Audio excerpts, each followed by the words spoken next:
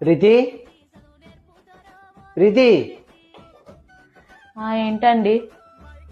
ఏదో చికెన్ 65 చేసినట్టు స్మెల్ వస్తుంది కదా, ఎక్కడి నుంచి వస్తుంది? ఏమో, పక్కింటి రోజా బర్త్డే కావచ్చు. ఆమెది మార్చి 3కు. అవునా? మరి మన ఎదురుంటి జయది? ఆమెది జనవరి 17. ఇంటెనక సోనీది? ఆమెది ఫిబ్రవరి 17. పక్క గలి అంజలిది? డిసెంబర్ 9. అవునా? మళ్ళీ ఇవాళ ఎవరిది? ఇవాళ